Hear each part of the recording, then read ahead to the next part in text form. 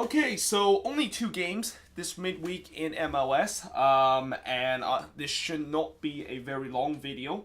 And after I finish this, I will go immediately to do the semi-final preview of the World Cup, and then later tonight I'll do the power rankings. And I actually have not updated my power rankings. All the power rankings that I have on my work document was still from last week, but I should be able to update that after I've done these two videos, and I will do the power rankings a little bit later tonight. But first, let's talk about the two games that's going to happen in this midweek. Both of those game is going to happen on Wednesday, and we start off with NYCFC versus Montreal. NYCFC, of course, won the New York Derby just a couple of days ago, while Montreal have won 4 out of their last 5 games, but 3 of them are against teams that are near the bottom of the table. And I think this is probably the first big test for Montreal to see whether or not, if this was just a period where they just got through an easy stretch and they took advantage of it, or are they actually for real? And I think this one might be a little bit harsh to judge if Montreal are for real or not, or potentially can fight for the playoff, because they're playing against NYCFC on the road, and we know Montreal is not a good road team, and NYCFC, they never lose at home. I don't think they have lost a single game this season at home whatsoever. And I think for the Impact, if they can just make it competitive in this game, and if they at least show some signs of fight in this game, then you could say that this team could potentially make it into the playoffs.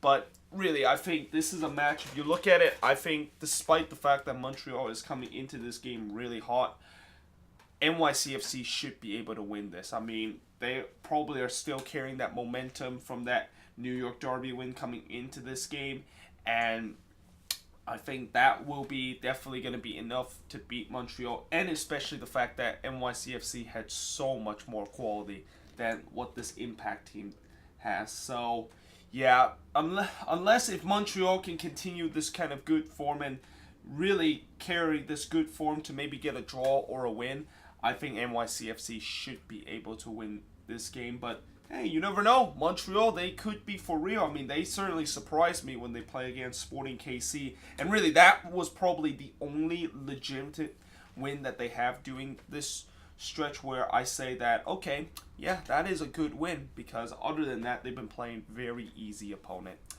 But moving on into the second game of this midweek, and this is probably the one that I'll be keeping eyes on. And you wouldn't think that whenever a matchup between Chicago and Philadelphia, between the Fire and the Union, would be an interesting match. But what's interesting about this matchup is that I really think this matchup has a lot of playoff implication. I mean, I know it's only July, and we still have a long way to go before the playoffs is about to begin, but both of these teams are currently 7th and 8th place in the Eastern Conference. They're just below the red line and looking outside in the playoffs, but they're not far behind Montreal right now. I mean, Chicago, I think they're only 2 points behind Montreal, and the Union are 3 points behind. So if, let's say, Montreal lose this game against NYCFC, if Chicago wins, then they will move past Montreal and get back above the red line. But if Philly wins, then Philly could potentially get back above the red lines too. I mean, both of these two teams have been kind of like going up and down in terms of the red line. 1 week they're above the red line, 1 week they're out of it. It's just that close, and I have a feeling it's going to be that way throughout the rest of the season.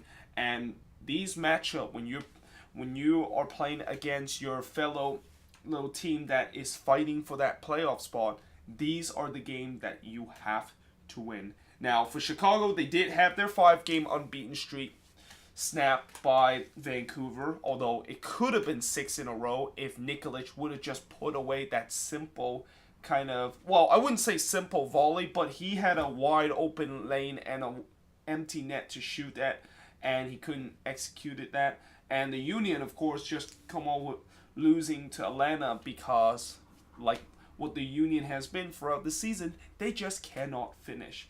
And I think because Chicago has home field advantage in this game, and that the Union, they don't do well on the road either way, I think the Fire could potentially win this one. I think they will rebound from that Vancouver loss.